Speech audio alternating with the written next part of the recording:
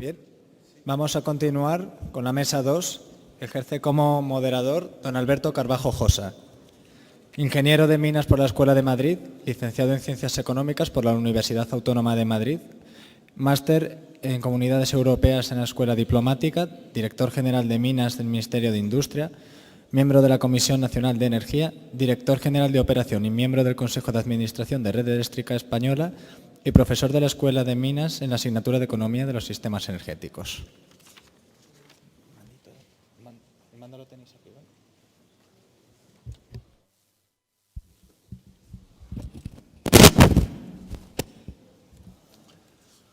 Buenos días a todos. Me parece que estas jornadas que se han organizado, me parecen muy oportunas en el contexto en el que nos vamos a mover en este periodo de transición energética. Está meridianamente evidenciado ya el carácter antropogénico de las emisiones de CO2 y, por lo tanto, nos corresponde una reducción de las mismas, de estas emisiones, que vendrá acompañada de esa descarbonización de la economía, vendrá acompañada de una descentralización, porque acompañando a esto tenemos la suerte de que ha evolucionado la tecnología y tenemos con unos costes muy asequibles ya todas las energías o una buena parte de energías renovables que poder ofrecer.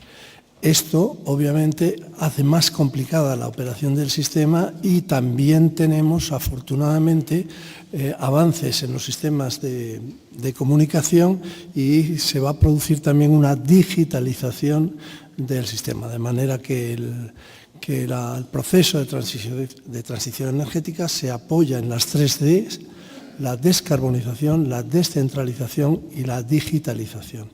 Y eso conlleva una serie de cuestiones a observar desde la operación del sistema. Por eso yo creo que esta mesa, en el que vemos uno de los recursos, como va a ser el almacenamiento, visto desde el punto de vista de la operación del sistema, pues va a tener, espero que tenga bastante interés, ¿no?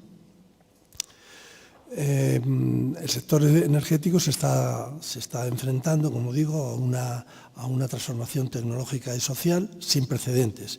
Y el cumplimiento de estos objetivos medioambientales pues nos va a exigir cambios fundamentales en todo, pero entre otras cosas en la seguridad del sistema, sin que haya menoscabo de dicha seguridad, ¿no? Yo creo que el almacenamiento, tanto el químico como el bombeo, o el hidrógeno, si pudiera ser de aplicación, permitirá pues, ventajas como puede ser el aplanamiento de la curva de carga, no el aplanamiento, sino que el aplanamiento de la curva de carga, que tendrá que hacerse con incrementos de gestión de medidas de gestión de demanda, se podrá conseguir también con relleno de los valles, lo que mejorará el factor de carga del equipo térmico y proporciona una reserva de acoplamiento rápido. Es decir, que proporcionar flexibilidad y gestionabilidad va a ser muy necesario si se pretende elevadas cuotas de energías renovables, por lo tanto de descarbonización de nuestros sistemas eléctricos. Pero hay que contemplar también que los ingresos de estas instalaciones, estas instalaciones de almacenamiento, se basan en el diferencial entre los precios de punta y los precios de valle del mercado. En la medida que vayamos rellenando esos valles o aplicando medidas de gestión de demanda, digamos, el diferencial será menor y más dificultades tendremos de poner en marcha estos sistemas. Algún asistente esta mañana hablaba de la canibalización de los sistemas de almacenamiento que vienen precisamente por eso.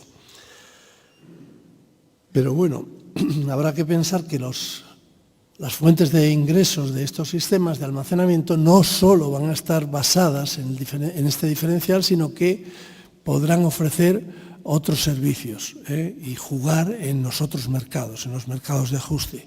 Esperemos que a ver si por allí la regulación acompaña, porque aquí lo que no podemos olvidar es que todas las cosas se podrán hacer si hay señales económicas que acompañen. Si las señales económicas derivadas de una regulación ineficiente no son suficientes, pues veremos cómo el plan de la transición energética puede quedarse en aguas de borrajas. Es muy importante que la regulación lidere ese camino para mandar las señales económicas adecuadas.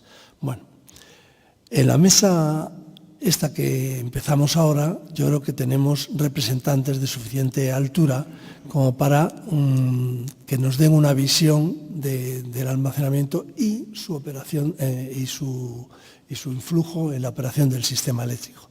Tenemos personas que nos lo van a hablar desde el punto de vista del operador del sistema, pero también del operador de la distribución. Es decir, en la medida que el cliente en este proceso derivado del Winter Package va a tomar ese rol y ese protagonismo, la distribución lo va a tener y los DSOs tendrán que tener una coordinación extrema. Y cuando digo extrema pongo el estrés, el énfasis en ello con el TSO. Así que la visión del DSO, del operador de la distribución, será importantísima también. Tendremos que ver también, desde el punto de vista de lo que queremos integrar, las características de estas energías renovables, pues que vamos a necesitar unos almacenamientos pues, de días o de horas o de semanas. ¿Qué tipos? Y para eso hace falta ver cómo evolucionan sus costes y sus capacidades y las interconexiones asimismo, qué tipos de costes, qué tipos de almacenamiento van a poder jugar en cada uno de esos escenarios, ¿no? No hay que olvidar que nos encontramos, por ejemplo, ahora mismo en la península, nos estamos encontrando con un periodo de sequía grande. A ver de qué manera podemos conseguir almacenamientos con capacidad suficiente como para que puedan servirnos para semanas, de días por supuesto y alguna semana. En fin, todo eso tiene que ver con las señales económicas que la regulación ofrezca. Bueno, sin más, no quiero entretenerme demasiado porque mi papel aquí es moderar, no quiero impartir doctrina ni mucho menos, es moderar la mesa y sin más voy a dar paso a Juan Bola. Juan Bola, que es...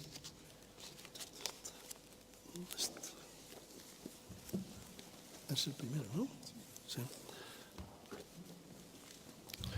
Es jefe de departamento en el Red Eléctrica, lleva el centro de control de Red Eléctrica y nos podrá hablar de esta visión en el corto plazo, y digo en corto plazo y medio plazo, porque otros departamentos de red ya se preocupan de las visiones más allá de un año.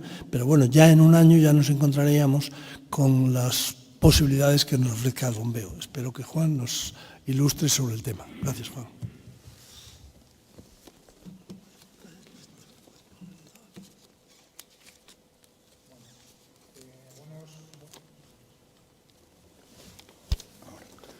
Ahora sí, ¿no? Bueno, buenos días a todos. Gracias, Alberto, y bueno, encantado de estar aquí para contaros un poco la visión y cómo vemos nosotros desde la operación en tiempo real pues los sistemas de almacenamiento, teniendo en cuenta pues las dos tecnologías pues que estamos hablando en estas charlas, sobre todo, por un lado los bombeos y por otro lado pues los almacenamientos basados en baterías. Bueno, yo primero quería hacer una reseña a un comentario que ha hecho mi compañera Rosalía en la mesa anterior, y Rosalía hablaba de disparos, o sea, hablaba de los disparos de la generación. Para la gente, pues como yo, del sector eléctrico, la generación dispara, y no es que nos esté pegando tiros a todos, o sea, sino que al final se desconecta del sistema, y eso lo que provoca al final pues es un desbalance en el sistema eléctrico en tiempo real. Esos desbalances al final pues inciden en el parámetro fundamental que tiene todo sistema eléctrico, que es la frecuencia, que como sabemos en el sistema español pues son los 50 Hz, igual que en el sistema europeo, y en otros sistemas tenemos una frecuencia distinta. Pero la importancia de que ese parámetro fundamental se mantenga en ese equilibrio reside en que grandes desviaciones de esa frecuencia pues, nos pueden llevar pues, a incidentes pues, de gran escala en el sistema español, ¿vale? Por ejemplo, en el sistema europeo o en cualquier otro sistema del mundo. Yo recuerdo, por ejemplo, el último gran incidente que tuvimos en Europa, en el año 2006, no sé si lo recordamos todos, pero se provocó, fue una cosa relativamente tonta, como el paso de un barco por un río. Hubo un operador alemán, en Alemania hay 4 operadores del sistema, como en España hay uno, en Alemania hay 4, pero tenía que abrir un circuito porque tenía que mantener una distancia de seguridad pues con el barco. Al final, obviamente, las líneas eléctricas, la distancia de seguridad es la que tiene que ser y si algo se aproxima, pues se produce un cortocircuito. El operador abrió y esa apertura provocó el fallo en cascada de todo el sistema europeo, de norte a sur. El sistema europeo se separó en 3 sistemas distintos al final, en una fase final, y solamente pues, esa separación hizo que el sistema europeo se redujera y que hubiera fuertes desbalances en esos 3 subsistemas que tuvimos en ese momento. Esos desbalances en el sistema español afectaron a más de 2 millones de consumidores, en el total del sistema europeo a más de 10. Entonces, de ahí la importancia de que todos tengamos claro la necesidad de mantener el equilibrio del sistema. Eso por un lado. Por otro lado, claro, antes el sistema no se operaba pues, como nos estamos acostumbrando, más rápido que despacio a operarlo ahora mismo. O sea, antes el sistema era un sistema muy concreto. El comportamiento de la demanda era un comportamiento pues, que todos conocíamos, o sea, todos sabíamos cómo se iba a comportar la demanda. Prever la demanda para nosotros pues, tiene un error ínfimo, tiene un error aproximadamente o inferior al 1%. Entonces dice, yo sé lo que va a pasar, yo sé lo que va a pasar con antelación y sé cuál va a ser el equilibrio del sistema. Esa concretidad del sistema, pues obviamente empieza a desaparecer. Empieza a desaparecer cuando empiezan a aparecer en el sistema fuentes que son más difíciles de predecir. O sea, cuando obviamente estamos hablando de la energía eólica o del viento y del sol. O sea, es mucho más difícil predecir el viento en una zona y saber qué potencia eólica voy a sacar de una determinada zona, o el sol. O sea, es muy difícil prever cuándo va a pasar una nube por una gran parte del sistema, entonces es muy difícil saber cuándo voy a tener esa variabilidad en la producción fotovoltaica. Y eso lo que introduce al sistema son incertidumbres que antes no teníamos. Existe otro parámetro y que también es muy importante y es el tema de las interconexiones. O sea, al final, obviamente el objetivo es que todos los consumidores en Europa tengamos el mismo precio de la energía, o eso es lo que quiere la Unión Europea. Al final, ese objetivo solo se puede alcanzar interconectando todos los sistemas de Europa y haciendo que las capacidades de intercambio entre los distintos sistemas sean más grandes. ¿Qué nos puede llevar a eso? O sea, y en un escenario donde tenemos gran variabilidad de viento, gran variabilidad de energía fotovoltaica. Recordemos que el sistema europeo pues es un sistema muy amplio y donde el sol llega por el este, empieza a crecer la fotovoltaica, va creciendo hacia el oeste. El viento no sabemos cómo va a ir, por dónde va a entrar el frente, normalmente siempre entran por el mismo sitio, pero también se va trasladando por el sistema europeo y al final todo eso hace que los precios de la electricidad en los distintos sistemas de Europa pues pueda variar. ¿Eso qué produce? En el mercado que tenemos actualmente, donde tenemos un mercado, pues tenemos un mercado diario y unos mercados intradiarios ya hace muy cerquita del tiempo real, con 1 hora de antelación, pero que al final esos cambios de precios en los distintos sistemas que tenemos en Europa nos llevan a que tengamos grandes variaciones en los flujos por las interconexiones o que podamos tener grandes variaciones en los flujos en las interconexiones hora a hora. Para que os hagáis o dar un orden de magnitud, cuando hablamos de variabilidad de viento, variabilidad de fotovoltaica, si no pasa una nube, estamos hablando de la variación normal de esas tecnologías, estamos hablando de variaciones horarias, o sea, con rampas fuertes, pero variaciones horarias. Los cambios en las interconexiones, estamos hablando de cambios de miles de megavatios en unos 10 minutos aproximadamente, ¿vale? Y esos cambios se tienen que producir en todo el sistema europeo de manera coordinada para que tengamos y sigamos manteniendo la frecuencia y el balance del sistema en todo momento, ¿vale? De ahí la importancia de tener un sistema cada vez más flexible y ahí es donde vemos la aplicación de la tecnología del almacenamiento. Y ahí vemos el bombeo para determinadas aplicaciones y vemos otro tipo de tecnologías como son las baterías para otro tipo de aplicaciones. Por hablar un poquito del bombeo, pues nada que no sepamos. Actualmente, ¿cómo son los sistemas de bombeo? Pues Fundamentalmente los tenemos para garantizar la fiabilidad y seguridad del suministro en el sistema. Permiten desligar, y eso es muy importante en un sistema como el nuestro, la potencia y la energía, ¿vale? O sea, pueden ser sistemas de gran potencia, con gran capacidad, o sistemas de gran potencia con menos capacidad, pero de alguna manera nos permiten desligar de alguna forma cuál es la respuesta que queremos tener de esos sistemas. Importante, y es la operación que se comentaba antes, la operación típica de los sistemas de bombeo, esa modularidad que nos dan y esa suavización de la curva del consumo. Ya casi no podemos hablar tanto de esa suavización de la curva de consumo porque el crecimiento de la fotovoltaica hace que en algunas horas los precios pues, a mediodía del sistema sean incluso más baratos que los precios nocturnos. O sea, y eso puede llegar a pasar, entonces ya no es suavizar la demanda ni la curva de la demanda típica de los consumidores, sino que estamos hablando de suavizar las rampas que tenemos en el sistema.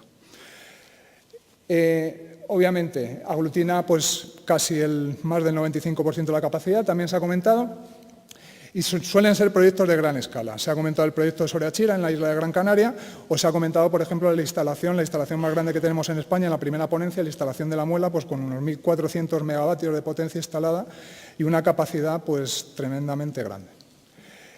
Y otra cosa muy importante es pues, que incorporan máquinas síncronas. Las máquinas síncronas pues, son las máquinas, ya también se ha comentado, que son las que nos proporcionan inercia al sistema. Todavía en el sistema necesitamos inercia, o sea, necesitamos un sistema con determinada inercia pues, para que el sistema sea estable. Bueno, la vida útil elevada. Y bueno, y luego tenemos las baterías. Actualmente, ¿cómo podemos ver las baterías? O sea, en las baterías lo que vemos es actualmente una limitación en la capacidad. O sea, pueden ser aplicaciones con alta potencia, pero todavía el tiempo que podemos mantener esa potencia pues es relativamente bajo, ¿vale? ¿Qué aplicaciones vemos? Pues por un lado, estabilizar la frecuencia. También se ha comentado anteriormente que en un sistema con gran variabilidad y con desequilibrios muy rápidos, la frecuencia pues, se mueve de una manera muy rápida. Necesitamos sistemas que nos estabilicen esa frecuencia y la batería puede ser un sistema que es óptimo para ese tipo de aplicaciones. Reservas de corta duración. O sea, hemos pasado de un sistema totalmente o más o menos estático y predecible a un sistema que puede tener una variabilidad muy alta en pocos minutos y en pocas horas. En esas aplicaciones, o sea, en el tiempo real tenemos distintos tipos de reservas. O sea, se ha hablado de la regulación primaria, se ha hablado de la regulación secundaria también anteriormente, una regulación ya en pocos minutos. De la regulación terciaria, que es un mercado por excelencia en el sistema español, o sea, donde de alguna manera ajustamos en periodos horarios pues, lo que son los desbalances de energía de cada una de las horas del día. En ese tipo de mercados, o sea, muy próximos al tiempo real, no es necesaria gran capacidad. O sea, podemos de alguna manera tener sistemas con menor capacidad que nos provean esa reserva necesaria para paliar las posibles variaciones no previstas de las fuentes renovables, por ejemplo, del sol y del viento. Es una aplicación que es muy interesante. Y el otro tema también pues, es maximizar el uso de la red de transporte. La red de transporte, obviamente, al final, pues, actualmente es una red muy mallada, puede estar congestionada en algunos puntos, dependiendo de dónde se instale la generación renovable, porque hay zonas donde hay mucha generación renovable, otras con menos, normalmente está distribuida, pero hay puntos que pueden ser críticos para esa evacuación. El almacenamiento puede ser una tecnología que nos permita almacenar esa energía que no se puede sacar por el sistema, por la red, y nos permita meterla otra vez en el sistema cuando la red lo permita. Y es una aplicación que puede tener una utilidad muy grande en los próximos años. Obviamente, los tiempos de fabricación importantes. Se han hablado, una central de bombeo, los tiempos que tenemos de construcción son muy elevados. En el caso de las baterías, o sea, son soluciones tempranas a problemas que pueden aparecer en cortos periodos de tiempo. Y el sistema está cambiando muy rápido y la renovable se está instalando muy rápido año a año. Y bueno, y por comentar, también se ha comentado, pero obviamente hay otros sistemas de almacenamiento, hacer una reseña pues al Power to Gas, que también se ha hablado, y que pensamos que también es algo que se debe analizar en un futuro, para ver cómo o qué aplicaciones puede tener el Power to Gas y si tiene aplicaciones en un sistema como el que vamos en un futuro. Requisitos, o sea, cuando hablamos de requisitos, ¿qué es lo que el operador del sistema cree que deben de tener estos sistemas de almacenamiento? Por un lado, es importantísimo el control de la frecuencia. O sea, para nosotros es primordial que estos sistemas de almacenamiento sean capaces de controlar la frecuencia del sistema y controlar esas variaciones de frecuencia y, de alguna manera, responder ante las variaciones de frecuencia que tiene el sistema eléctrico. Es importante también para nosotros es importante poder monitorizarlos, o sea, poder monitorizarlos y poder controlarlos de alguna manera, o sea, controlarlos a través de los mercados y los servicios pues, que tiene el sistema para poder operarlo en tiempo real y muy próximo al tiempo real. ¿Por qué es importante monitorizarlo? Porque si no sabemos la capacidad que tienen almacenada los sistemas de almacenamiento, es muy difícil prever, sobre todo en periodos largos, pues qué energía podemos utilizar para paliar los desequilibrios que se van a producir en las siguientes horas. Es primordial la monitorización de estos sistemas y que sean controlables. Obviamente, yo puedo ver, como operador del sistema, tengo una visión global del sistema y puedo ver que el sistema se está desviando. Y se está desviando por la mañana y a lo mejor por la noche estoy viendo que no voy a llegar a poder cubrir la punta de demanda del sistema, porque tengo un desvío muy grande desde por la mañana y por la tarde, si empiezo a utilizar las reservas disponibles en el sistema, no voy a llegar. No voy a llegar de ninguna forma a tener la potencia o la energía suficiente para poder cubrir esa punta de demanda que tenemos normalmente por las tardes en invierno. Eso, visto así, digo, bueno, cuando opero los sistemas de bombeo o cuando opero los sistemas de generación solo con criterios económicos, puede ser que no se operen de la manera que permite tener esa energía disponible para las próximas horas. Y lo que sí se precisa en esos casos es que el operador del sistema pueda modificar esos programas, pueda de alguna manera dar respuesta o modificar esa carga o descarga de las baterías para proveer suficientes reservas al sistema para que en todo momento esté equilibrado. Bueno, distintas aplicaciones, obviamente, dependiendo del tiempo de respuesta y de la potencia instalada. Cuanto mayor potencia instalada tengamos en una instalación, menores tiempos de respuesta o tiempos de respuesta grandes, ahí vemos aplicaciones en los servicios de ajuste. Según va disminuyendo la potencia instalada y va incrementándose o va decrementándose el tiempo de respuesta, son sistemas que nos pueden dar calidad de suministro, con el tema de la frecuencia, estabilidad de frecuencia, nos pueden servir para integrar renovables. Obviamente hay dos formas de equilibrar el sistema. Por un lado, equilibrando las previsiones de generación, y eso se puede hacer desde los propios sistemas renovables. O sea, una aplicación posible en un futuro son esos sistemas híbridos que se está hablando tanto, donde tenemos a lo mejor una fotovoltaica con unas baterías y de alguna manera que sea la propia instalación la que sea capaz de cumplir los programas que están previstos en los distintos periodos horarios y tenga una autogestión de esa carga o descarga de la batería para no fallar en las previsiones. Previsiones que son importantísimas para poder operar el sistema en condiciones seguras. Y bueno, y la mejora en la eficiencia, obviamente, poder operar en poquito tiempo y con pocas capacidades o con pocas potencias las instalaciones más pequeñitas.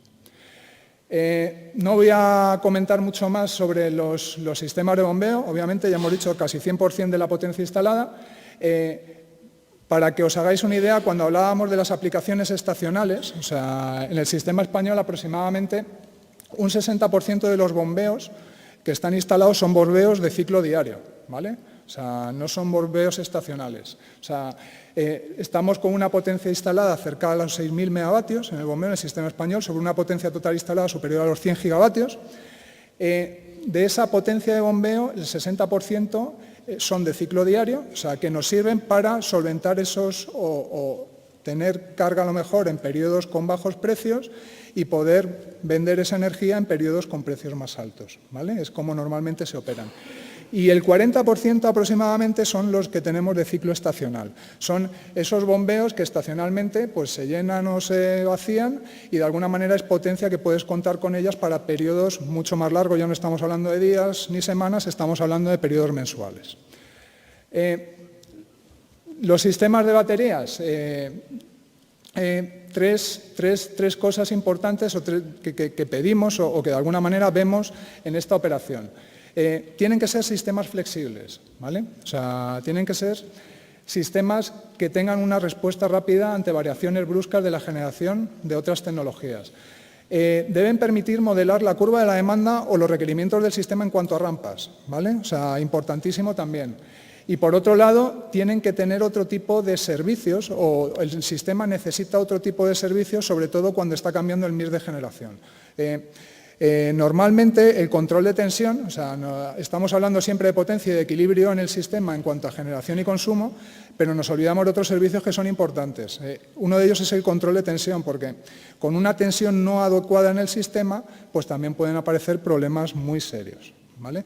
Necesitamos que estos sistemas provean estos servicios también. O sea, hasta la fecha, como conocéis, por ejemplo, las renovables actualmente están funcionando con factor de potencia, o sea, lo que tienen es un factor de potencia que puede ser modificado por el operador del sistema, pero no tienen un control de tensión puro que nos permite, de alguna manera, modificar la tensión en función de las condiciones del sistema, ¿vale? Y es muy importante que en un futuro donde empiezan a desaparecer las centrales convencionales, los generadores síncronos del sistema, que tengamos sistemas que funcionen de manera similar a estas centrales convencionales en cuanto a la prestación de estos servicios. Bueno, la situación actual la voy a pasar porque yo creo que es importante que veáis, y esto sí es un efecto real de lo que es el crecimiento pues, en las renovables de un sistema o lo que puede producir y por qué necesitamos sistemas que nos den esos requerimientos en cuanto al control de frecuencia, por ejemplo, ¿vale? Y en cuanto a la flexibilidad para poder variar la carga o la descarga de determinados sistemas, almacenar energía y verterla cuando se necesita, para que tengamos el sistema equilibrado. Son dos fotos del sistema de Tenerife, ¿vale? O sea, la izquierda es el comportamiento de la eólica arriba y la fotovoltaica abajo. Como veis, la eólica arriba son fechas muy, muy concretas, pero la eólica en el sistema de Tenerife, en este caso, pues puede tener variaciones mayores del 70% en una hora, ¿vale? En este caso se produjeron variaciones en 30 minutos en Tenerife. El 70% de la potencia varió, o sea, bajó de la que teníamos actualmente en unos 30 minutos nada más. Para que os hagáis la idea de la velocidad de respuesta y la flexibilidad que necesitamos en el sistema para poder paliar esas variaciones de generación eólica nada más. Tenemos variaciones en la generación solar. O sea, la primera es un día normal. O sea, si tenemos sol, el sol pues se va moviendo y tenemos una curva normal de la generación fotovoltaica. Pero claro, si pasa una nube por una isla, pues se pueden producir este tipo de situaciones, como la curva que tenemos en el centro o la curva de la derecha, donde no pasa una, sino que pasan varias nubes, ¿vale? Y lo que vemos en la curva de la derecha es muy interesante, y es la monitorización de la frecuencia, ¿vale? La curva de arriba es la frecuencia del sistema en el año 2014, donde de alguna manera teníamos renovables, pero no alcanzábamos los valores que tenemos ahora. La curva de abajo es la frecuencia pues, en el año 2017. No estamos mostrando frecuencias del año 2019, pero es la frecuencia del año 2017. Como veis, no son iguales. No son iguales y la fluctuación de la frecuencia o las fluctuaciones rápidas de la frecuencia son más grandes y mucho más frecuentes de lo que teníamos pues, hace 3 años o 3 años antes de la foto del 2017. ¿Vale? O sea, y bueno, de la isla del Hierro no voy a hablar, porque ya ha comentado Rosalía suficiente, y yo creo que me voy a ir directamente pues, a las conclusiones, porque yo creo que de tiempo andamos ya justos. Nosotros vemos como operador del sistema pues, que el almacenamiento tiene que ser una de las principales herramientas que deben impulsar la transición energética. Y vemos muchas sinergias y vemos mucha complementariedad entre el almacenamiento actual que tenemos, los sistemas de bombeo, ¿vale? Y los nuevos almacenamientos como son las tecnologías basadas en baterías, ¿vale? Porque las aplicaciones, en principio, son complementarias. O sea, tenemos aplicaciones que requieren mayor capacidad y tenemos aplicaciones que requieren menor capacidad. Entonces, es muy importante, de alguna manera, en este futuro que se nos viene y con tantas renovables, que consigamos, de alguna manera, tener capacidades o cubrir todas las posibles aplicaciones que necesita el sistema cuando tengamos que integrar toda la renovable que tenemos integrada en los próximos años. Y, sobre todo, importante, y la necesidad de no introducir nuevas, de alguna manera, Incertidumbres en el sistema. Las incertidumbres en el sistema obviamente siempre son malas, o sea, y de alguna manera siempre requerirán pues, tomar actuaciones pues, o de mayor magnitud o que en tiempos más reducidos. Y la observabilidad y la controlabilidad de los sistemas de almacenamiento es algo que nos puede dotar o nos puede reducir las incertidumbres en cuanto a cómo van a funcionar estos sistemas y que de alguna manera cómo las empresas ponen estos sistemas o ponen estos sistemas en el mercado y los utilizan. Y sin eso, pues seguiremos operando y el sistema seguirá funcionando, pero de alguna manera será un poquito más complicado. Y muchas gracias.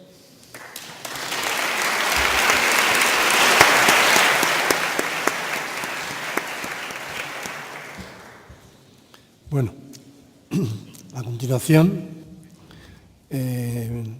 toma la palabra Florence Guibet, que es jefe del proyecto antes de la venta y posterior a la venta en Total Flex. Cuando quieras.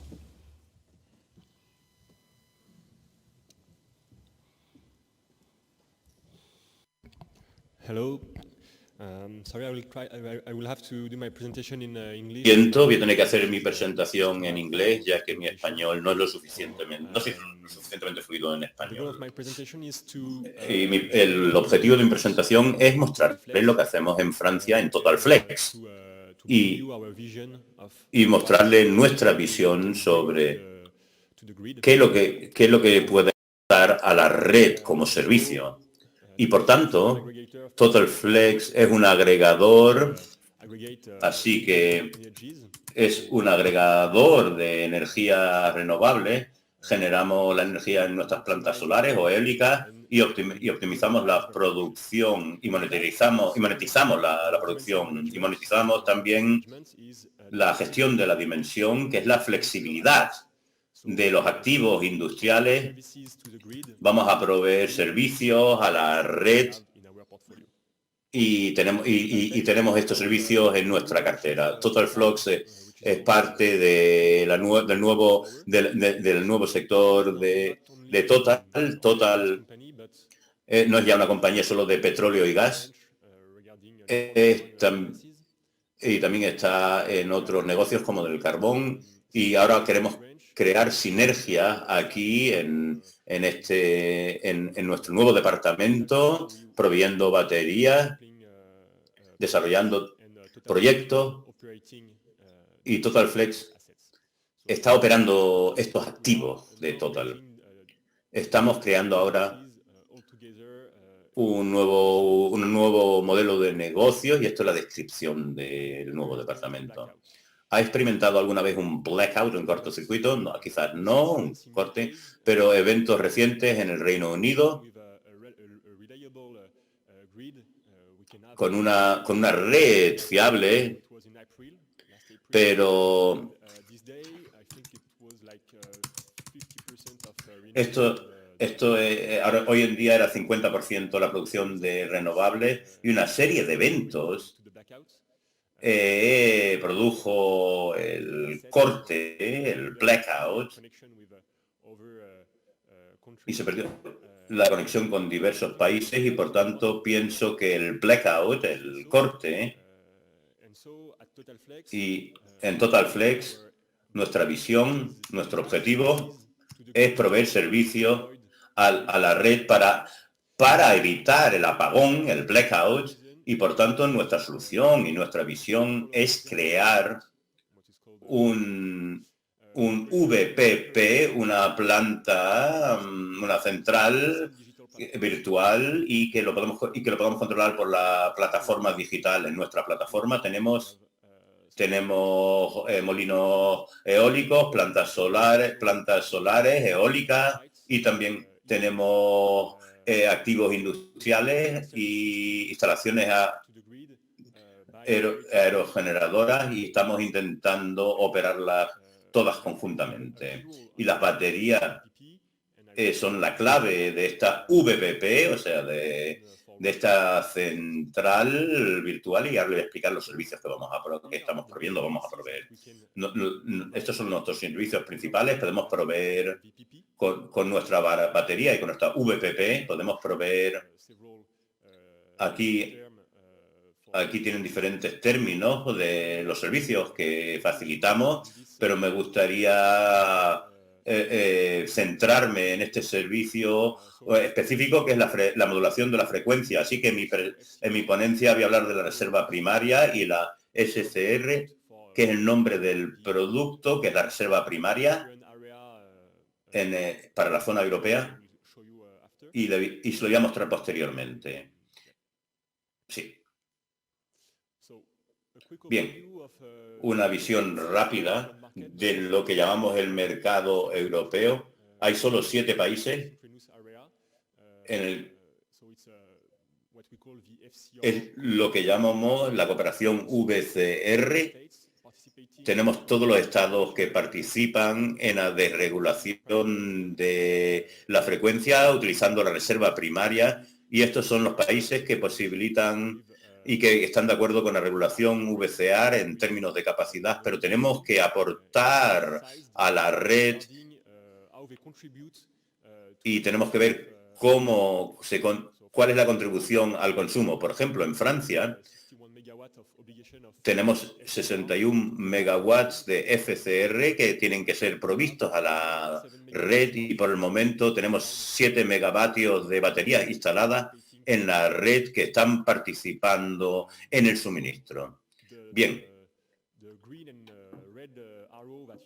la flecha verde que ven es la exportación e importación, así que estamos limitados debido a las interconexiones, pero podemos proveer algunos servicios SCR a otros países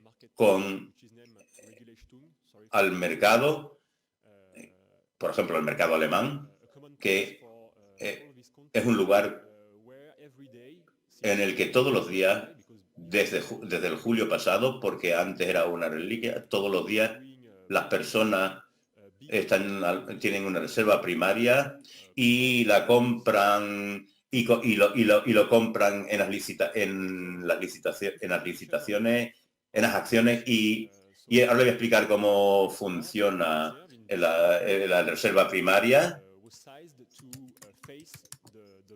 Ahora, esto es para enfrentarse a la pérdida de alguna planta en la red. Así que aquí tienen un esquema típico de cuando hay un activo. Verán una disminución de la frecuencia cuando hay una perturbación. Entonces tenemos una reserva primaria, y para limitar esa disminución de la frecuencia tenemos que tomar esa reserva, y luego la reserva se activa también para aumentar la frecuencia a su nivel normal, que es de 50. Y luego tenemos una reserva automatizada al final de nuestro DSO-RT que da estabilidad a la red gracias a ese desequilibrio de la red. Este mecanismo VCR tiene una serie de requisitos bastante importantes. Tiene que ser fiable en distintos activos para poder estar presente en el mercado y para certificar nuestros activos al VSO, al DSO, perdón. Y aquí tienen las características del servicio que tenemos que proporcionar.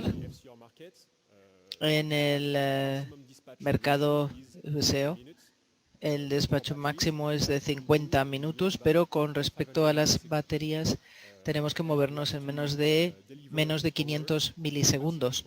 Y en cuanto a la potencia máxima suministrada es de 30 segundos, menos de 30 segundos. y el despacho está totalmente automatizado. Es como un regulador de PID que se pone en marcha, se implementa a nivel local, toma la frecuencia en un punto de ajuste y a partir de ahí se hace la regulación. Entonces, a la derecha de la diapositiva pueden ver cómo debería comportarse la batería sobre reservas primarias. Entonces, la frecuencia está entre 50 hercios y 4.8 y la batería descargará según la desviación de la frecuencia. Por el contrario, si la frecuencia está por encima de 50 hercios, es decir, entre 50 y 50,2, la batería descargará energía de la red para poder equilibrar el sistema. Estoy intentando mostrarles nuestra visión y lo que estamos haciendo con el TSO. A la izquierda pueden ver la antigua visión de nuestro FCR y cómo se debía operar. Pero ahora todo está vinculado directamente con el TSO a través de un protocolo de comunicación IEC104, es el nombre de ese protocolo, que es muy complejo y muy caro de implementar. Lo hemos puesto en marcha con grandes activos porque el TSO quiere tener una buena fiabilidad de los activos, pero a la vez cuando hacemos regulación de la frecuencia tenemos que mandar datos cada 10 segundos o al menos con una fiabilidad de cada 10 segundos para tener un vínculo de comunicación que realmente tenga un buen rendimiento, y por eso se ha puesto en marcha este protocolo. También, como he dicho, trabajamos sobre el VPP y tenemos una serie de activos descentralizados como las baterías y queremos que participen, o vehículos eléctricos, y queremos que participen y se incluyan, se integren en la red. Así que por eso tenemos un modelo de comunicación que se vincula directamente con estos activos y solo una conexión con la TSO, solamente un protocolo, el IEC104 que he comentado antes, de modo que ahora es menos complejo estar en comunicación con estos activos. Por ejemplo, ahora enviamos toda la información en nuestra plataforma VPP, con lo que toda la información necesaria para este producto se puede enviar al TSO. Pero aún así, cuando estamos haciendo un control primario, seguimos necesitando un controlador local aparte para que pueda crear ese punto de ajuste del rendimiento directamente sobre el VPP. Pero todo lo que se envía al TSO puede ir directamente con acercarse al cliente con este vínculo. Y ahora quisiera hablar de la regulación que se implementa en Francia con respecto a la producción de baterías y la red. La batería, no hay marco acerca de la batería, o sea, marco legal. Entonces, el marco de regulación es muy viejo, ya está obsoleto. Y, de hecho, entonces ahora mismo la regulación no puede crear un estado específico para las baterías. Ahora mismo se está haciendo gracias a RT directamente y tenemos que definir un estado específico para las baterías y también un consenso entre producción y consumo. Así que tenemos que ver cómo se puede implementar una regulación para que se pueda operar de manera más fácil. También las baterías tienen stocks limitados, de modo que cuando nos acercamos el VCR a la red, tenemos que cargar un 10% no podemos cargar el 10% porque no seríamos fiables.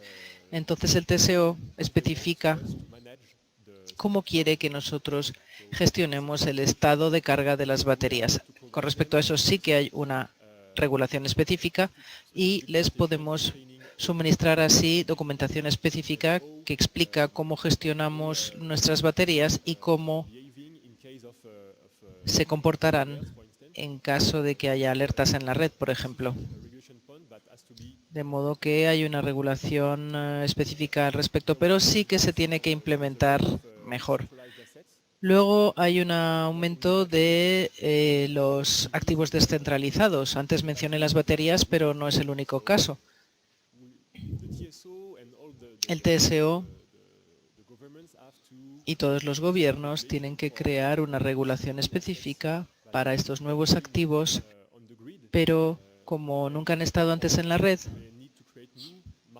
tienen que crear nuevos productos de mercado para que puedan participar estos productos en los servicios.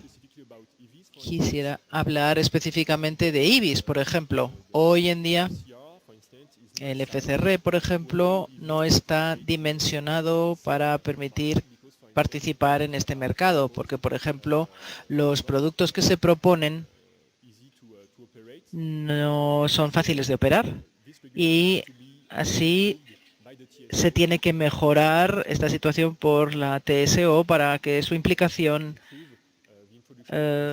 traiga mejoras en estos activos. Algunas ideas para seguir un poco adelante. Estas son ideas que vamos a implementar en TotalFlex, por ejemplo, el acoplamiento con procesos industriales. En el VPP han visto que está la batería y hay otros activos virtuales, pero ahora tenemos que acoplar las acciones y los servicios. Y también lo intentamos hacer con paneles solares y con aerogeneradores. Habrá un momento, el próximo año, en el que utilizaremos baterías, la segunda vida de las baterías, y así tenemos que pensar en los usos que hay posibles y los usos alternativos de las baterías o los usos adicionales. Muchas gracias. Eso era lo que quería decirles.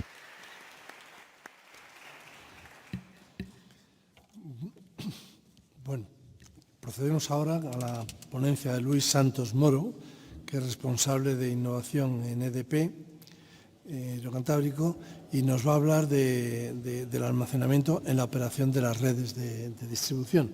Como dije antes, la coordinación entre los DSOs y los TSOs será vital en el futuro. Por lo tanto, esperamos ansiosos los comentarios, las exposiciones en este sentido.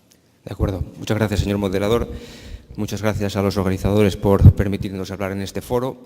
Simplemente como presentación de mi afiliación aquí en SDP, Energías de Portugal, bueno, una empresa de 3 letras que a mí me gusta presentar con 3 números, 12 millones de clientes en 14 países y precisamente 12 más 14 suma 26, que es la potencia que tenemos instalada en gigavatios. Pero bueno, los 12.000 compañeros del Grupo EDP conspiran contra esta regla mnemotécnica, crecen en más países y instalan más generación. ¿Por qué hablamos de almacenamiento ahora? Bueno, hablamos de almacenamiento porque tradicionalmente en el sector energético habíamos almacenado la energía en fuentes de energía primaria, en una serie de moléculas de carbón, de gas, o aprovechando la energía potencial de grandes masas de agua, pero ahora con la generación renovable tenemos una generación oportunista que produce electricidad cuando hay sol o cuando hay viento. Y por lo tanto la responsabilidad de almacenar la energía ahora pasa al otro lado de la transformación y cae en el lado de la red, que se encuentra no solamente con que el problema que antes estaba resuelto aparece, sino que además esos elementos que se conectan a la red también hay que gestionarlos desde el punto de vista de elementos de red, con lo cual tenemos un problema doble. Bueno, claro, todos los agentes de la cadena de valor del mercado energético, bien en la generación, en el transporte, en la distribución o la comercialización, pues esperamos ansiosos que se resuelvan determinados problemas utilizando tecnologías de almacenamiento. Por eso, bueno, entra muy bien dentro del contexto de este módulo que hablemos del almacenamiento y la operación de la red. Pero es que al mismo tiempo, aparte de toda esa variedad de ilusiones que depositamos en las tecnologías de almacenamiento, tenemos del otro lado una gran variedad de tecnologías con prestaciones diferentes y que compiten de alguna forma por distintos nichos de oportunidad, utilizando esta curva de Ragón modificada donde representamos la potencia y el tiempo que es capaz de almacenar energía cada una de esas tecnologías.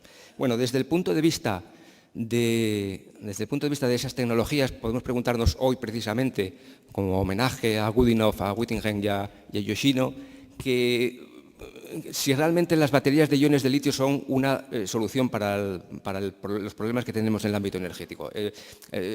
La historia de Goodenough está muy bien explicada en ese libro, cuya lectura recomiendo intensivamente. Ahí se ve que estos señores tuvieron que sudar mucho la camiseta durante 40 años para alcanzar una tecnología que por su densidad de energía era una tecnología idónea para la industria de la electrónica de consumo. Por lo tanto, no es de extrañar que al cabo de todos esos 40 años quienes más patentes tengan en el mundo sean precisamente los fabricantes de electrónica de consumo.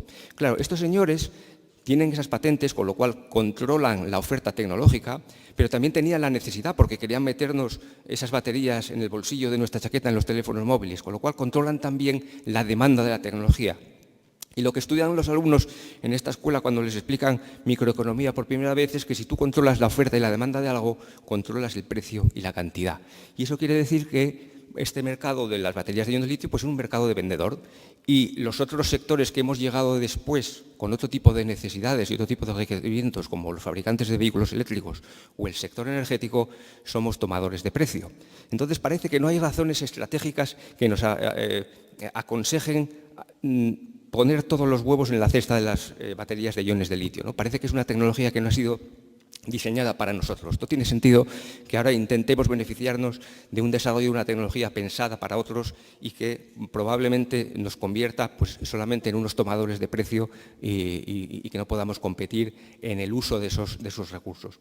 Por eso, y además, teniendo en cuenta motivos tecnológicos, vemos que hay otro tipo de tecnologías que, como por ejemplo las baterías de flujo, que incluso desde el punto de vista de respuesta en tiempo, teóricamente ofrecen mejores prestaciones que las baterías de iones de litio, con lo cual, bueno, para resolver todos esos problemas de operación que hemos visto a lo largo de esta mañana, pues es una tecnología que ofrece una serie de características que son muy interesantes.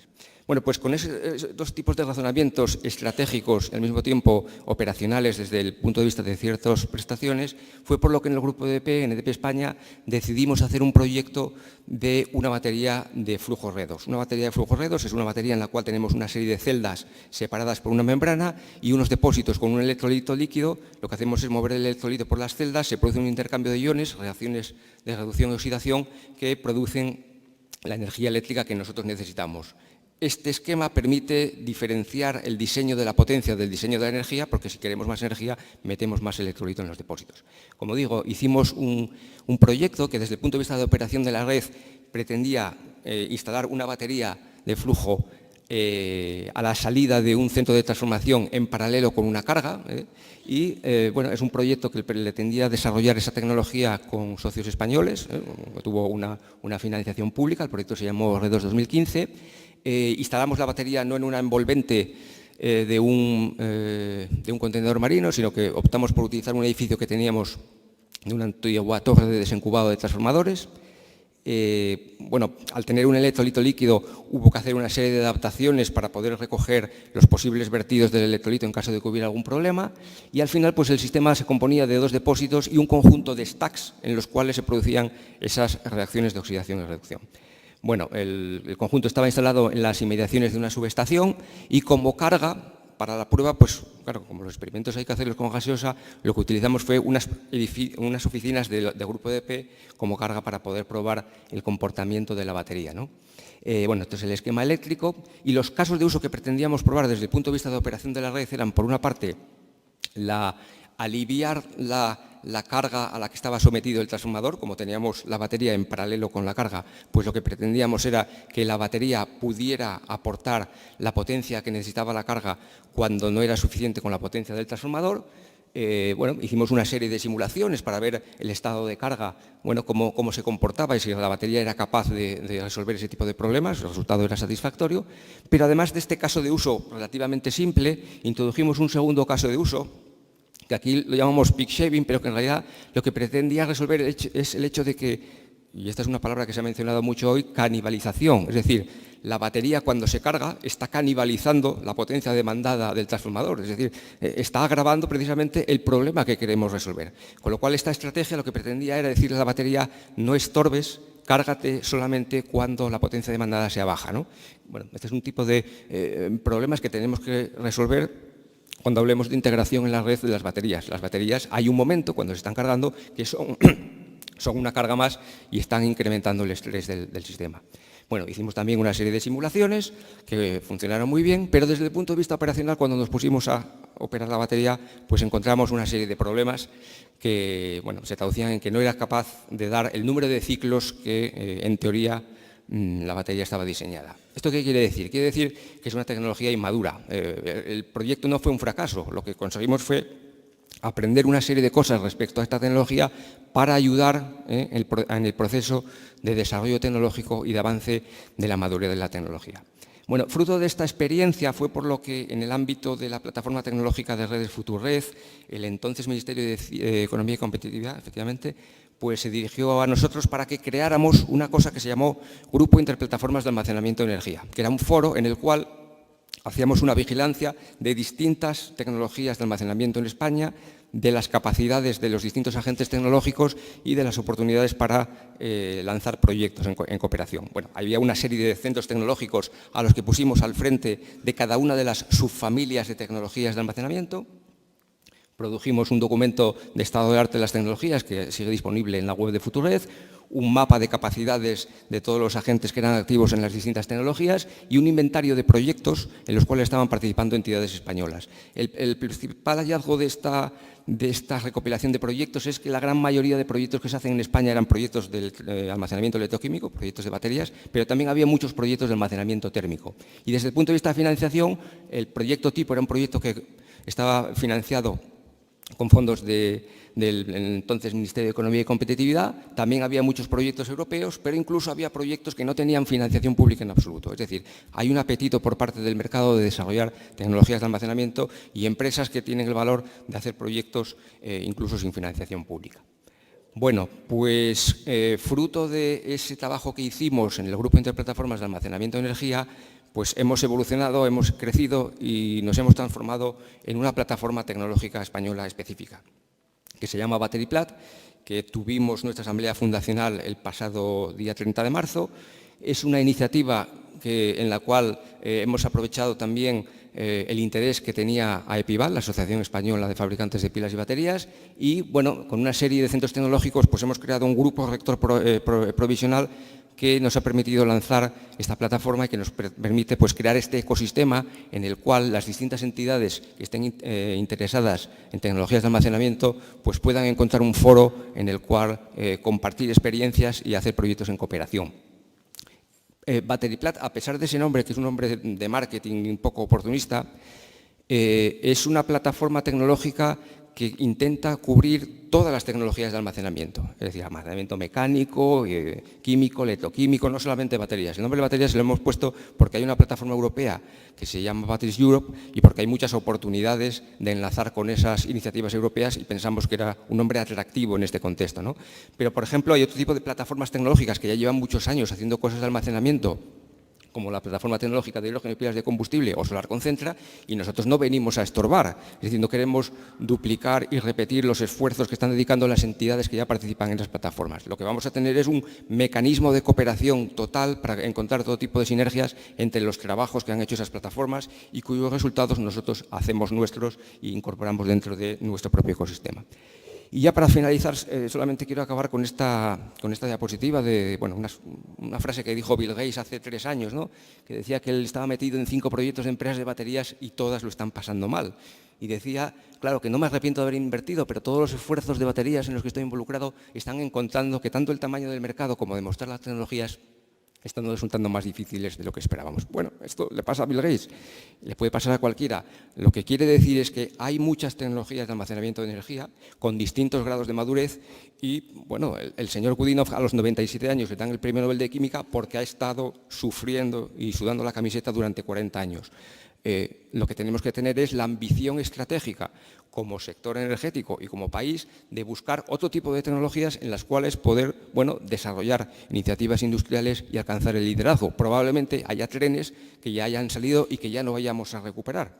Pero, como digo, el ámbito del almacenamiento de energía es lo suficientemente amplio como para encontrar tecnologías que puedan dar solución a los distintos problemas que pretendemos resolver. Muchas gracias.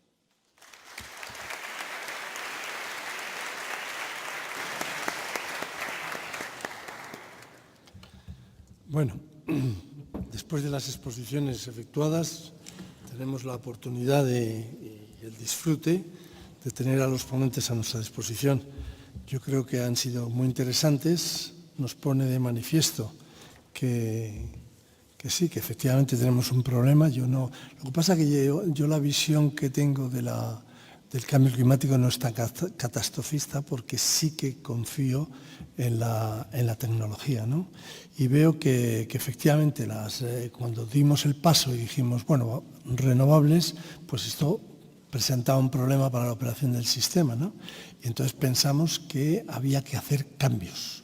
Y había que hacer cambios en la operación desde el punto de vista de la estabilidad transitoria, de la estabilidad de frecuencia, como se ha visto aquí, la transitoria también después de faltas, seguramente, aunque no tenga que ver con el almacenamiento, también en cuanto a las corrientes de cortocircuito, es decir, que hay cantidad de cosas que tendremos que retocar. Todas estas cosas son las cuestiones que detecta el operador del sistema, pero el operador del sistema no tiene la misión de poner los medios para corregirlos, sino simplemente los estudios y que se generen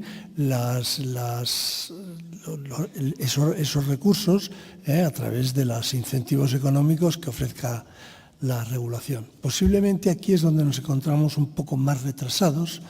Yo creo que los esquemas de mercado que han venido funcionando en España desde el año 98 hasta la fecha, pues yo creo que están agotados para este sistema, para este mix de generación al que vamos. Esos sistemas fueron diseñados cuando teníamos un mix de generación en el que eran pues fundamentalmente la térmica, la nuclear y el agua.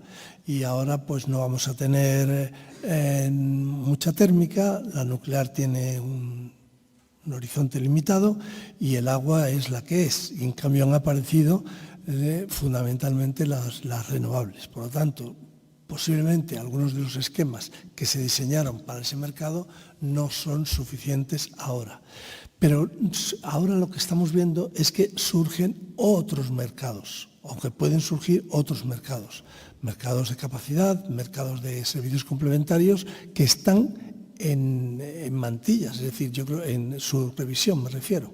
Hace falta saber con qué mix vamos a contar en el año 2030 y posteriores para poder empezar a diseñar muchísima mayor flexibilidad en los mercados a los que vamos, ¿no?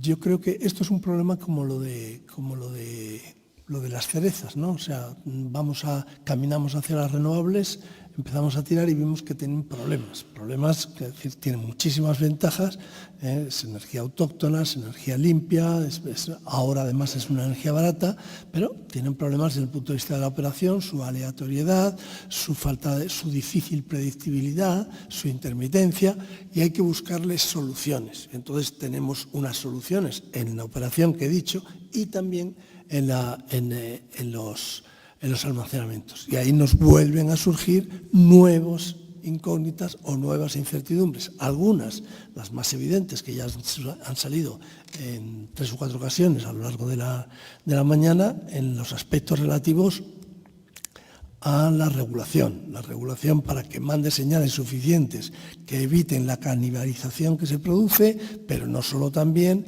Porque hay que pensar que, por ejemplo, los bombeos, cuando se construyen los bombeos, o cuando se construyeron los bombeos, se construyeron bajo una óptica meramente y exclusivamente empresarial. O sea, se trataba de, en aquel momento, la energía excedentaria de las nucleares poderla utilizar posteriormente, y lo que se quería era optimizar la cuenta de resultados de esa compañía. Ahora estamos viendo que con el mix al que vamos de generación, el almacenamiento tiene otro rol, tiene otro papel, y es evidente que ese papel lo tienen que analizar los reguladores, desde la Comisión Europea hasta aquí el Ministerio o la Comisión. No sé exactamente a quién le puede corresponder esa competencia, pero es evidente que eso es necesario regularlo ahora, porque toda la aparición que pueda surgir en el futuro de elementos de almacenamiento es una detracción de esos elementos con una función de estabilidad del sistema, de seguridad del sistema eléctrico en su conjunto. Por lo tanto, hay que conciliar esos, digamos, objetivos que se pergeñaron cuando se hicieron esos almacenamientos inicialmente, con estos que vienen ahora absolutamente necesarios para garantizar la seguridad del sistema con un mix de generación que precisa de estos almacenamientos. De manera que esa es una de las cosas.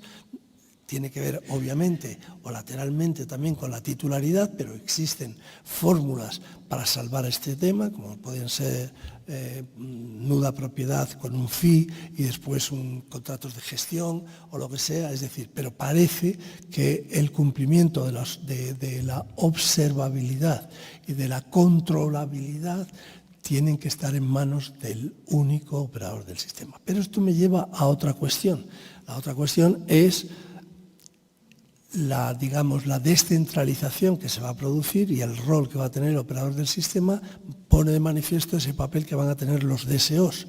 Entonces, si no tenemos, o si el operador del sistema no tiene la observabilidad de los autoconsumos, por ejemplo, del que nadie ha mencionado nada, pues tendremos una incertidumbre adicional. Es decir, si antes teníamos una generación bastante cierta y una demanda siempre incierta, porque es el motivo de las decisiones de cada uno de nosotros, ahora tenemos mucha mayor incertidumbre por parte del consumidor, porque añadimos otra posibilidad más, que son los autoconsumos, y además en la parte de la generación introducimos mucha variabilidad, porque el recurso, el mix que vamos a utilizar es variable de por sí, ¿no? De manera que todo esto va a hacer... ¿Por qué digo que soy optimista? Pues porque he visto ahora mismo la última presentación, o la de Total, en donde ya se están empezando a preocupar de algunas de este tipo de cosas, ¿no?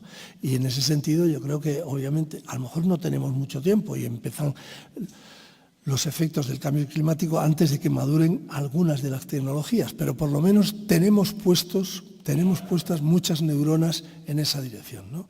Y en ese sentido me encuentro un poco más tranquilo, ¿no? Pero bueno, estas son reflexiones que hago. Yo creo que muchas más ricas serán las reflexiones de los asistentes, y abro el turno de palabra o de peticiones para hacer... A ver, me parece que ahí Cayetano. Hola, buenos días. Yo quería preguntarle al responsable de Red Eléctrica. Has hablado de los sistemas de almacenamiento existentes. Perdón un momento. ¿Te puedes identificar? Sí, Cayetano Hernández, y fui director de renovables del IDAI. Y entonces quería preguntarte, has comentado los sistemas de almacenamiento, ¿no? El hidroeléctrico y las baterías. ¿Cuál es tu opinión de los sistemas solar termoeléctrico? Ya sabes que hay 2.300 megavatios, la mitad tienen almacenamiento, y eso no tienen una visibilidad para el operador. No, es que no sé por qué no se comenta nada sobre esos sistemas.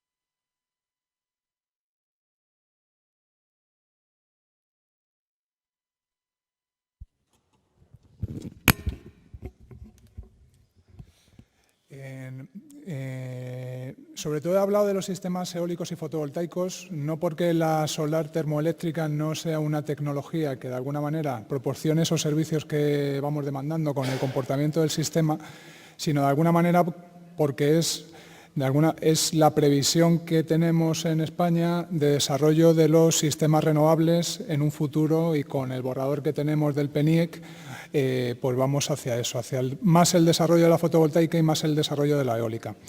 Sí es verdad que la solar termoeléctrica, de alguna manera, claro, es generación síncrona. Es generación síncrona que está conectada al sistema, y si además, de alguna manera, permite utilizar energía del sol, almacenarla pues, en las sales que tienen estas centrales que tenemos en España, y poder tener una generación también por las noches, pues es algo que pues, tiene mucho valor para la operación del sistema en el que vayamos, ¿vale? Con lo que no es que no lo valoremos, o sea, las características de esta tecnología son características que se adecúan perfectamente al funcionamiento del sistema que queremos tener, pero yo creo que es un tema más de cómo en un futuro, o de alguna manera un tema más regulatorio y un tema de coste de estas tecnologías, al final la fotovoltaica pues obviamente tiene unos precios mucho más reducidos que la tecnología solar termoeléctrica. Esto hace que las instalaciones sean mucho más viables, las instalaciones fotovoltaicas, que las solares termoeléctricas, y no depende del operador del sistema elegir las tecnologías. O sea, nosotros nos tenemos que preocupar sobre todo de que las tecnologías que vayan entrando en el sistema se comporten adecuadamente en función de los requisitos de la red, ¿vale? Pero respondiendo a tu pregunta, la solar termoeléctrica es una tecnología renovable que se comporta y tiene los requisitos que nosotros necesitamos para operar la red del futuro también. Es decir, cuando la tecnología avance y consiga reducciones de costes de la termoeléctrica renovable, pues me imagino que se incorporará igual que otra. ¿A ver alguna otra cuestión? Bueno, he hablado antes Jesús González del Santo, prejubilado de Endesa. Vamos a ver, una de las cosas que creo que se habla poco, como ha dicho Alberto, y estando en una escuela, en fin, yo creo que un porcentaje de gente que estamos aquí somos técnicos, me pasa como Alberto, que confío en que la tecnología, la mayoría de las ocasiones de la evolución humana, ha resuelto parcial, no a veces bien, porque si no, no estaríamos ahora mismo pensando en la descarbonización de la economía.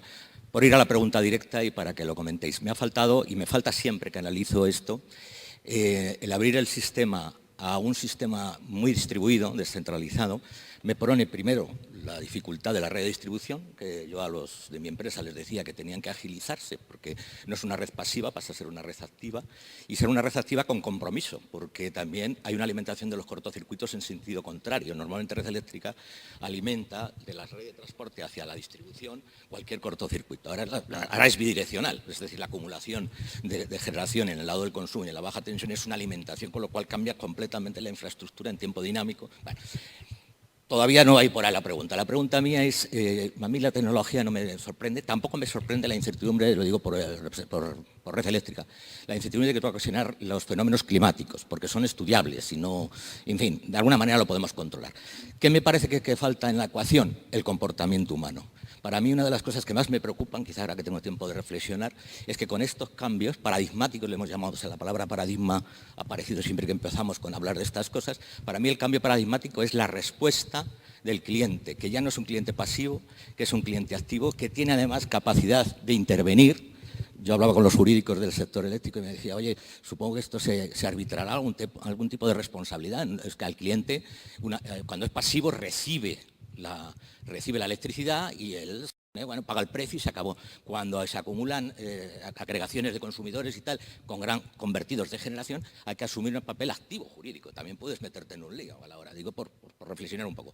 ¿Qué quiero decir con esto? Que para mí la parte más esencial de cualquier estudio que se hable sobre todo esto es el papel activo de los clientes. Y la suma de los clientes que se pueden agregar me determina que los agentes a futuro, no sé por qué sospecho que no vamos a ser solo los que estamos aquí o los que han estado hasta ahora, sino que se dispara. O sea, aparece ya una diversidad, puede entrar Amazon, puede entrar el Corte Inglés, pueden haber agrupaciones en los ayuntamientos, etcétera, etcétera. Esto en Alemania ya está pasando.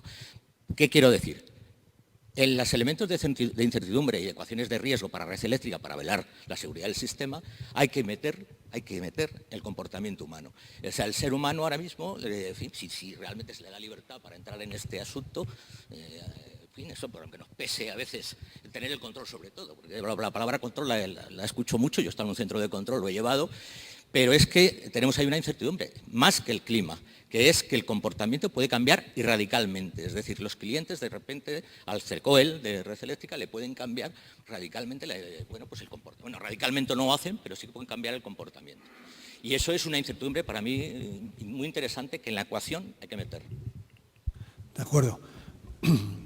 Bueno, ahora pasaré la palabra a mis compañeros para recoger un poco sus puntos de vista al respecto. Yo aquí lo que diría es dos cosas. Efectivamente, el mismo miedo que teníamos al principio cuando hablábamos yo me acuerdo cuando había antes de la interrumpibilidad, había una cosa que se llamaba la tarifa E2 y no sabíamos si el sector industrial iba a responder, y no solo responder, iba a comprometerse, que has utilizado ese verbo, comprometerse, efectivamente. Bueno, pues después de tiempo, mayoritariamente, cuando la industria se ha comprometido y ha respondido muy, muy bien respecto a lo, o sea, su realidad ha sido muy cercana a su compromiso.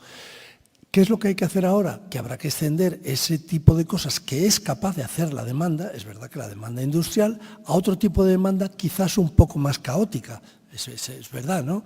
Y entonces aquí habrá que hacer dos cosas. Seguramente habrá que ir pasando gradualmente, primero a una agregación de demanda, o sea, poner en marcha los agregados de demanda que puedan, de alguna manera, asumir ese cierto compromiso combinando los consumos de sus clientes, pero luego también habrá que hacer, al igual que seguramente Red Eléctrica, bueno, seguramente no, Red Eléctrica tiene muchísimos estudios de comportamiento de la demanda en función de determinados parámetros, pues la temperatura, la laboralidad, todo ese tipo de cosas, habrá que empezar a estudiar los factores sociológicos que inciden en las variaciones que pueda tener la demanda e incorporarlos a nuestros modelos también.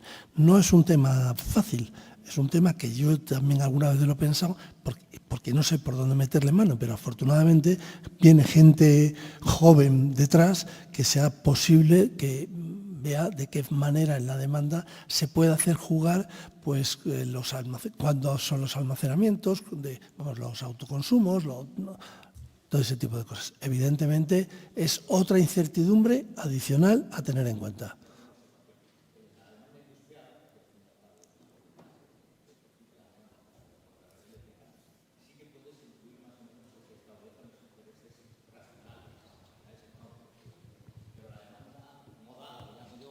No responde a eso. O sea, yo lo que, en fin, cuando he hablado de estas cosas, con mi hija, que es una de mis hijas, que es socióloga, habla de que a lo mejor tenemos que empezar a buscar modelos de racionalidad limitada, que es el ser humano. El ser humano no tiene una racionalidad perfecta. Bueno, simplemente es lo que te decías tú. Sí. En este momento se me escapa qué tipos de factores tienen que ser considerados, pero es evidente que esa necesidad está detectada y habrá que buscarle. No sé si hay alguna pregunta más, posiblemente. Vamos justos, pero yo supongo que como heredo un retraso de 10 minutos, al menos 5, ¿ahí hay una pregunta? Sí, buenos días a todos. ¿Se me oye? Roberto de Antonio, soy profesor de la Universidad Politécnica y empresario renovable desde hace ya bastantes años. Hay una cuestión muy básica, es decir, ¿cómo se va a pagar todo este almacenamiento? Y hay otro tema que me preocupa, y son los plazos. Si tenemos que hacer almacenamiento en empresas de agua, embalses, etcétera, en este país para el 2030 con el plan, pues no lo veo, francamente. En temas de ion litio y demás, pues sí, pero ¿quién o cómo se va a pagar esto? Y luego si se va a tener en cuenta el sector, vamos a decir, no red eléctrica, sino el sector empresarial que es capaz, con una generación distribuida, de acumular en pequeños proyectos de autoabastecimiento toda esa energía, ¿no? Pero eso va a suponer un sobrecoste, obviamente. Es decir, ¿cómo se va, de alguna manera, o cómo se va a poder pagar todo esto? Muchas gracias. Aquí, no lo sé si mis compañeros tienen alguna idea al respecto. Yo aquí diría una respuesta de escape. Es decir, suficiente tenemos en la parte técnica, otros vengan que se preocupen por los aspectos económicos. Es decir, que para eso está, claro. En fin, bueno, no sé si hay alguna cuestión más, porque yo quería dejar la palabra a mis compañeros por si quieren aportar sobre las preguntas que han surgido, alguna consideración adicional. Luis. Solamente sobre la consideración de la preocupación sociológica en los cambios de hábitos. Bueno, yo siempre que me enfrento a este tema del comportamiento sociológico, pienso que es difícil que las personas cambien de ideas, pero es fácil que las ideas cambien de personas. Con lo cual, probablemente, efectivamente, cosas que a día de hoy nos parece que no tienen sentido o que no encajan en nuestro modo de vida, pues probablemente nuestros hijos, para ellos será lo más normal del mundo, ¿no? Y me refiero a la forma en la que se gestiona la vivienda, la movilidad, es decir, un conjunto de hábitos que todos tienen influencia en la forma en la que consumimos energía y que, fruto de transformaciones sociales que no somos capaces de prever, pues van a, efectivamente, incidir también del lado de lo no tecnológico en este problema que nos enfrentamos, ¿no? Incluso otro tipo de tecnologías que a veces actúan como catalizadores de todo esto, ¿no? El hecho de que tengamos todos un teléfono móvil y podamos hacer muchas cosas con ellos, pues le ha dado al consumidor mucha información y al mismo tiempo mucho poder en tiempo real, y son fenómenos que se van a combinar unos entre otros y van a resultar en escenarios completamente diferentes. Y seguramente el incentivo económico unido a esas posibilidades tecnológicas pues hacen que el consumidor pueda comprometerse más o menos. No sé si Floren quiere decir algún tema adicional. Yeah,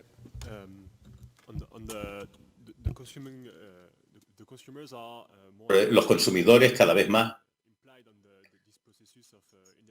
están involucrados en los procesos de eficiencia energética. Por ejemplo, en Francia observamos ahora respuestas en la oferta y la demanda en las zonas residenciales y se están incrementando y están haciendo cosas de una forma muy buena. Pero este problema para adquirir los clientes, y es muy diferente de conseguir un megavatio para acumular la respuesta. Tenemos que tener en cuenta que los consumidores que están más preocupados por la eficiencia energética, y estamos hablando de del consumo residencial,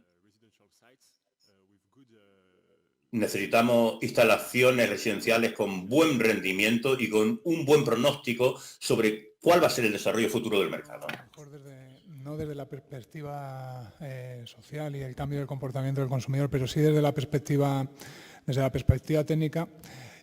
Nosotros ya estamos trabajando mucho en Red Eléctrica en la normativa europea, la guía de balance europea, que de alguna manera ya posibilita que los consumidores empiecen a participar también en los servicios de ajuste del sistema, que van a ser servicios europeos. Estamos trabajando en ello y muy probablemente en los próximos años, o sea, esa participación ya, o al menos estará abierta para ese posible cambio en el comportamiento de los consumidores y que esos consumidores pues pasen a comportarse de una manera más activa en el sistema que actualmente. Muy bien. Bueno, pues si no hay alguna pregunta adicional, le cedo la palabra a Carlos López Jimeno, alma y mater de este congreso. Bueno, muy brevemente, quisiera en primer lugar daros el agradecimiento por asistir a estas jornadas en nombre del comité organizador, que está constituido por varias personas, no todas de la universidad, sino que hay apoyo externo, como podéis imaginaros, porque nosotros no somos tan inteligentes como para poder convocar a más de 300 personas que, entre los alumnos que tenemos en el aula escuchándonos ahora, más los que habéis asistido aquí, estaban interesados en participar en estas jornadas. Quisiera agradecer también el apoyo de las empresas que han hecho posible este evento, concretamente del Grupo Total, de Solar Bay y de Saft. Y dentro de la política de ahorro y de gestión de recursos, de escasos recursos de la universidad, pues os iba a hacer una petición, y era que nos devolvierais los identificadores para poderlos entregar el próximo día en la jornada del día 24. Me ha encantado también eso de la racionalidad limitada, y yo diría que el apetito ilimitado. Entonces, como vamos a ser prácticos, esto es una broma, así que vamos a intentar compensaros cuando salgáis de este salón de actos. Aquellos que habéis entregado el identificador, os da derecho a recoger un libro gratis de los que podemos entregar, y también tenéis derecho a un cóctel que, con cargo al presupuesto de los patrocinadores, pues vamos a disfrutar en el edificio de enfrente, que es en el M1, donde habéis tomado un café, creo que con pocas pastas, pero aquí el más rápido es el que se lleva todo. Y por supuesto quería pedir un aplauso al grupo de apoyo de alumnos, que sin su entusiasmo no podría ser posible la celebración de este acto, y por supuesto a los dos moderadores, que lo han hecho de forma magnífica, y a los ponentes, a los cuales tenemos que agradecer la transmisión de conocimientos y su actitud ante la petición que les hicimos. Y muchas gracias a todos aquellos